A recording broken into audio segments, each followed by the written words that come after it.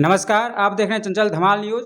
अभी हम आपको एक विशेष चीज़ दिखाने जा रहे हैं। आपने सुना होगा जैविक खाद के बारे में, तो लोगों ने कई प्रकार से जैविक खाद का उपयोग करने का प्रयास किए हैं। कोई गोबर से बनाते हैं, तो कोई कूड़ा-कचरा से बनाते हैं। तो यहाँ पे एक ऐसा चीज़ आपको दिखाने जा रहे हैं, जो कि आप भी सुन कर के आश्चर्यचकित हो जाएँगे और हँस पड़ेंगे कि ये क्या चीज़ बना के रखा है। एक मुस्कान सबसे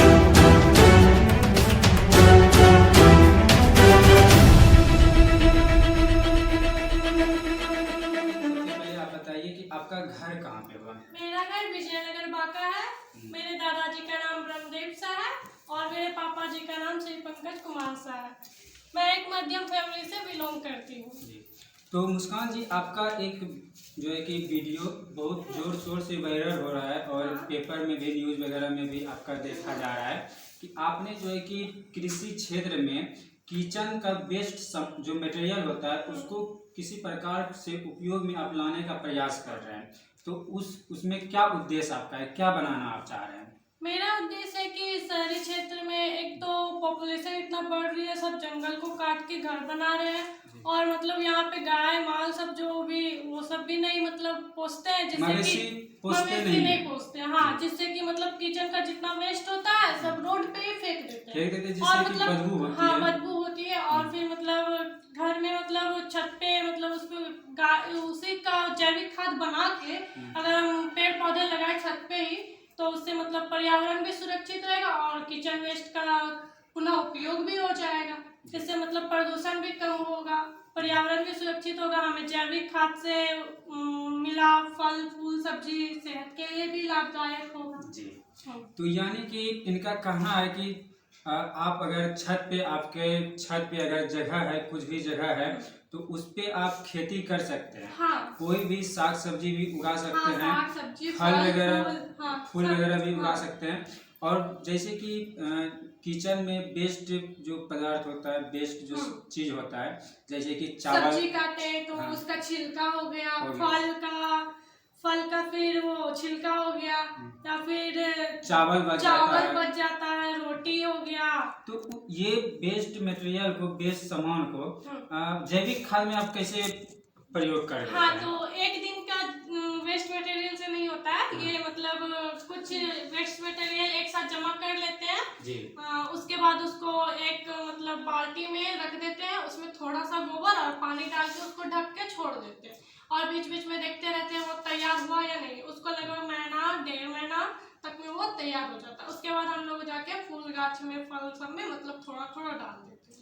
यानी कि जो भी सामान आपके किचन में वेस्ट चला जाता है, जो भी आपके उपयोग से बच जाता है, उसको जो है कि या तो बाल्टी में हम डाल देंगे या तो फिर घैला मिलता है, पात्र है घैला मिलता है। ज्यादा वेस्ट तो घैला जो मिलता है उसमें रहेगा, उसमें डाल करके उसमें गोबर मिला देते हैं और पानी दे देते हैं और उसके बाद कितने दिन के लिए उसको छोड़ देते हैं? वो अंतराल 1 महीना से 1.5 महीना। 1 महीना यानी कि 10 दिन का वेस्ट मटेरियल को एक साथ मतलब डाल के उसमें गोबर पानी सब डाल के।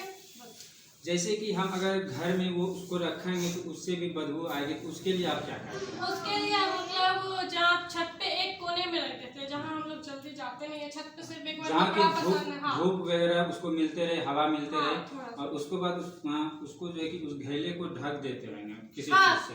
मतलब बाल्टी को हम लोग प्लेट से या फिर किसी चीज से ढक देते हैं ताकि बदबू नहीं आए। नहीं। तो वो 1 महीना में आपका जैविक खाद तैयार हो जाता है। तो ये जो मार्केट में अभी खाद्य पदार्थ मिल रही है, इससे इसमें और आपका जो जैविक पदार्थ जो आप बना रहे हैं, दोनों में क्या अंतर होगा? जैविक पदार्थ से बना हुआ सामान से मतलब शरीर को कोई नुकसान नहीं होगा और मतलब मार्केट में जो सुई दिया हुआ और फिर मतलब यूरिया सब जो खाद छीटा हुआ मिलता है, उससे हमारे शरीर को बहुत साइड इफेक्ट भी पड़ता है। पहले मतलब बोलते थे हरा सब्जी खाने से कोई नुकसान नहीं होता है, लेकिन अभी भी हरा सब्जी मतलब यूरिया डाला हुआ सब खाद डाला हुआ सब खाते हैं तो कोई मतलब शरीर को फायदा ही नहीं जल्दी करता, क्योंकि उसमें खाद डाला हुआ था। हम जैविक खाद बनाएंगे, उससे बनाएंगे तो मतलब हरा सब्जी खाएंगे तो उससे पूरे हमारे शरीर को फायदा ही फायदा जी। तो यानी कि मार्केट का जो भी खाद होता है उसमें कहीं ना कहीं नुकसान है और अगर हम घर पे जैविक खाद बना रहे हैं उससे हमारे शरीर में फायदा है। और मतलब किचन के वेस्ट मटेरियल से बना रहे तो उसमें पैसा भी नहीं लग रहा है। जाएंगे बाजार खरीदने तो उसमें पैसा भी लगेगा। अच्छा, हाँ, तो इसमें पैसा नहीं लग रहा है। सबसे बड़ी बात है कि वो जो पर्यावरण के स्वच्छ वेस्ट जो बच रहा है पदार्थ मेरा, उसको फेंकने से जो प्रदूषण होती है वो नहीं वो होगा भी नहीं हो रहा है, जिससे बीमारी भी नहीं होगी और दूसरे को तकलीफ भी नहीं होगी। बीमारी भी नहीं होगी, पर्यावरण भी स्वच्छ रहेगा। अगर नाला घर के सामने रहता है तो सब नाला में डाल देते हैं, जिसके कारण कि नाला जब सफाई होता है तो उस पूरे मोहल्ले वाले को तकलीफ होता है जिस दिन सफाई किया जाता है। बगल में ही मतलब खोद के नाला के बगल में ही मतलब वो जमा कर देता है। और हमारे बगल में एक 10 गड्ढा, वहाँ पे इतना कूड़ा है, इतना पन्नी सारा है, कहने का बात नहीं। हमने तो मतलब वो प्लास्टिक का डब्बा जिसमें डालडा सब आता है, उसमें उसको काट के हम उसमें मतलब वो मिट्टी डाल के उसमें हम किए, मतलब जो डब्बा वेस्ट हो गया उसमें मतलब कोई काम नहीं है। उस डब्बा का पानी वाला भी आता है ना, बड़ा वाला डब्बा, उसका भी कोई काम नहीं है, तो उसको काट दिया, उसमें मतलब लगाया पौधा लगा दिया। हाँ, पौधा लगा दिए। अच्छा, तो जैसे कि आपने अभी तक इस जैविक खाद के माध्यम से क्या क्या तैयार कर लिए हैं? हम किए हैं मतलब एक हम अपने घर में फूल का किए, और जहाँ पे मतलब सीखते थे वहाँ पे सेब का गाछ है, पान का है, और अमरूद का है, और फूल सब बहुत सारा है। साग सब्जी भी उगाते होंगे? हाँ, वो जैसे साग हो गया, ये हाँ। क्या बोलते हैं, गेंधारी का साग हो गया। नहीं, वो सब नहीं है। ये सब हो सकता है, हाँ, उगा सकते हैं, लेकिन वो सब नहीं किया, लेकिन हो सकता है। हाँ, हो सकता है, कोई भी खाद हो सकता है, बैगन लगा सकते हैं, मूली उगा सकते टमाटर हैं। किए हैं, हम टमाटर किए हैं, और वो शकरकंद होता है वो किए हैं। और सबसे बड़ी बात आपने बोला कि पान को भी आप छत पे उगा दिए। हाँ, पान को भी छत पे उगाया, और पान बहुत महंगा मिलता है, 5 रुपया में 1 पीस मिलता है, मतलब कोई भी पूजा पाठ में लगता है तो छत पर से यानी कि छोटा परिवार अगर है तो वो पान उगा करके छत पे अपने जीवन गुजार सकता है। हाँ। अगर 100 को अगर पान बेच लिए तो 500 रुपया रोज का वो कमा। चीज मुस्कान जी ने बताया कि पान अगर आप छत पे उगा लेते हैं तो एक पान जो है कि 500 रुपयों में मिलता है। अगर दिन में 100 पीस अगर आप सप्लाई कर देते हैं तो 500 रुपया रोज का आप कमा सकते हैं, और बहुत बढ़िया से आपका छोटा सा परिवार चल सकता है। तो इनका जैविक खाद का उपयोग आप भी करें, और जिस प्रकार से इन्होंने जैविक खाद का प्रयोग बनाने का प्रयास किया उस तरह से आप लोग भी बनाएं, और मुस्कान जी को ज़्यादा से ज़्यादा सपोर्ट करें, इनका वीडियो शेयर करें, और इनको और आगे कुछ करने का मौका दें, इनको एक प्लेटफॉर्म मिल सके। तो आप क्या सरकार से कुछ मांग है आपका?